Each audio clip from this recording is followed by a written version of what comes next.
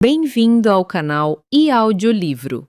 Conheça a plataforma Odyssey, onde disponibilizamos audiolivros exclusivos. Acesse agora odyssey.com/e-audiolivro. Koto. Tempo real, de Lawrence Watieva. Alguém estava mexendo novamente com o tempo. Eu podia sentir na cabeça e nas entranhas aquela sensação doentia, esquisita, de irrealidade. Baixei a cabeça e engoli um bocado de ar, na esperança de que o mal-estar passasse, mas isso apenas piorou a situação. Desta vez a situação era grave. Alguém andava mexendo com uma coisa séria. Não se tratava simplesmente de alguém lendo os jornais do dia seguinte e jogando na bolsa de valores. Isto era grave. Alguém estava tentando mudar a história. Eu não podia permitir uma coisa dessas. Não só essa manipulação poderia interferir em meu próprio passado, mudar toda a minha vida, possivelmente até mesmo riscar-me da existência, mas eu estaria deixando de cumprir o meu dever. Não podia fazer isso. Não que alguém fosse saber. Devem pensar que morri. Faz anos que ninguém entra em contato comigo. Ninguém, mesmo, desde que fiquei encalhado neste século.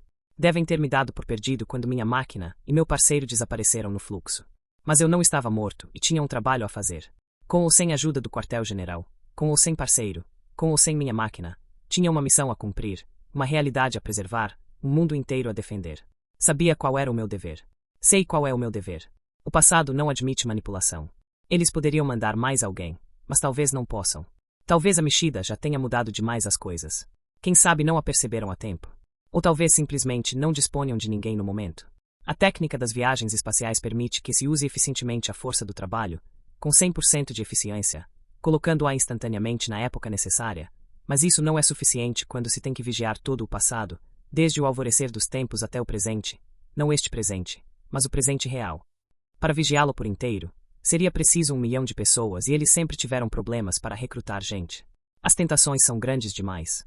Os perigos são excessivos. Vejam o meu caso, encalhado aqui no passado. Quanto às tentações, vejam o que tenho de fazer. Há pessoas tentando mudar tudo, tentando se beneficiar à custa da própria realidade. Eles precisam de homens em quem possam confiar, homens como eu. Nunca haverá um número suficiente de pessoas como nós. Endireitei o corpo. Olhei para o espelho atrás do bar e soube o que tinha de fazer. Tinha de parar com aquela manipulação. Exatamente como a interrompera nas últimas 3, não, nas últimas 4 vezes. Eles poderiam mandar mais alguém, mas talvez não mandassem, e eu não podia arriscar. Eu mesmo tinha que encontrar o manipulador e neutralizá-lo. Se não pudesse encontrá-lo pessoalmente, se ele não estivesse neste período temporal, mas em um posterior, então eu mesmo poderia ter de mexer no tempo, mudar o passado dele sem prejudicar o meu. Isso é difícil, mas pode ser feito. Deslizei do banco, fiquei de pé, engoli de um trago o resto do drink e coloquei uma nota sobre o tampo do bar, $5 na moeda da época. Encolhi os ombros, ajeitando o casaco, e saí para o frescor de uma noite de verão. Insetos cantavam em algum lugar, insetos estranhos, extintos antes que eu nascesse. Os postes de luz abriam poças claras nas calçadas escuras. Virei devagar a cabeça, sentindo o fluxo, sentindo a forma da corrente do tempo, da minha realidade. O centro da cidade era firme, sólido, ainda enraizado no passado e no presente, seguro no futuro. Voltando-me para a direção oposta, senti um nó nas entranhas. Atravessei a rua vazia e entrei no carro. Guiei pelas avenidas, ignorando as vias expressas. Minha recepção piora nas vias expressas. Elas ficam longe demais do fluxo vital da cidade. Segui para o norte e depois para leste. A náusea aumenta a cada quarteirão. Tornou-se uma dor lancinante na barriga, enquanto o mundo tremeluzia e mudava em torno de mim. Uma realidade instável. Parei o carro junto ao meio-fio e controlei a dor. Forcei minha percepção do mundo a estabilizar-se. Quando estava pronto para prosseguir, inclinei-me e verifiquei o porta-luvas. Nada de luvas. O nome do compartimento já era um anacronismo mesmo neste período temporal. Mas minha pistola estava ali. Não minha pistola de serviço. É avançada demais. Não ouso usá-la. O conhecimento de sua existência poderia ser perigoso. Não, eu havia comprado uma pistola aqui, nesta era. Tirei-a do porta-luvas e guardei-a no bolso do casaco. O peso da arma, do metal duro de encontro ao corpo, pareceu-me estranhamente confortante. Eu possuía também uma faca. Estava lidando com primitivos, com selvagens, não com pessoas civilizadas. Essas décadas finais do século XX, com suas guerras localizadas e corridas de armas nucleares, eram como uma selva, mesmo nas grandes cidades da América do Norte. Eu tinha uma faca, uma boa faca, com uma lâmina de 15 centímetros. Eu mesmo a afiara. Armado, segui em frente. 2 quarteirões adiante, tive que deixar a avenida, entrando nas ruas laterais, arborizadas e pacíficas. Em algum lugar, naquela paz, alguém estava trabalhando para destruir meu lar, minha vida, meu ser. Dobrei outra esquina e senti a estranheza e a dor tomarem conta de mim. Tive certeza de que estava muito perto. Parei o carro e desci, com a mão direita segurando a pistola no bolso, a outra mão empunhando a faca. Uma das casas estava iluminada. As casas vizinhas estavam às escuras. Examinei-a e tive certeza de que aquela luz era a coisa, o centro da irrealidade. Talvez não o próprio manipulador, mas alguma coisa, um foco de perturbação do fluxo da história. Talvez fosse um ancestral do manipulador. Eu encontrara isso antes. Atravessei o jardim e toquei a campainha. Preparei-me, a faca em uma das mãos, a pistola na outra. A luz da entrada foi acesa e a porta começou a se abrir. Lancei-me contra ela. A porta cedeu. Entrei e me vi em um vestíbulo.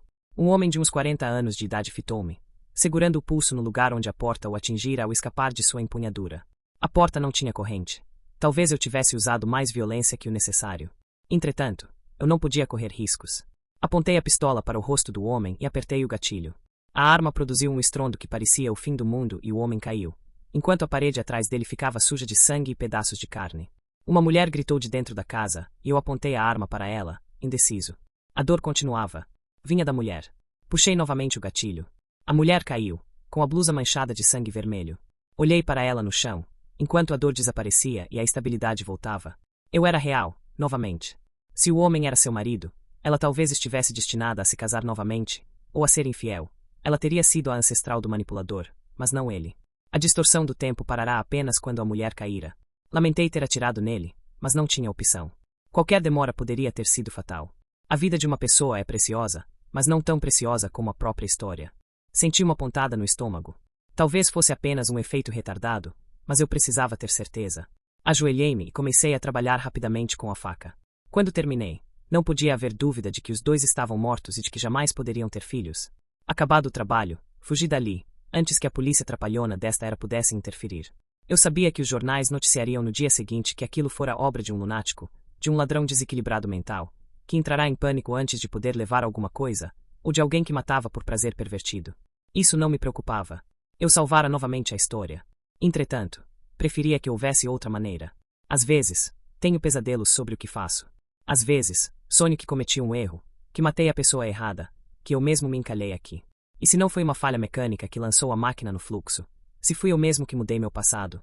Eu tenho esses pesadelos, às vezes. Os piores pesadelos, porém, são aqueles em que sonho que nunca mudei o passado, que nunca vivi em qualquer outra época, mas apenas nesta. Que cresci aqui, sozinho, tive uma infância infeliz, uma adolescência desgraçada e uma triste vida de adulto. Que nunca viajei no tempo, que tudo isso está em minha mente, que matei aquelas pessoas por nada. Esses são os piores de todos. Acordo desses pesadelos banhado de suor, com vontade de gritar. Agradeço a Deus por não ser verdade. Fim do conto. Contribua com o canal para que possamos continuar produzindo audiolivros. Doe em livepix.gg/eaudiolivro.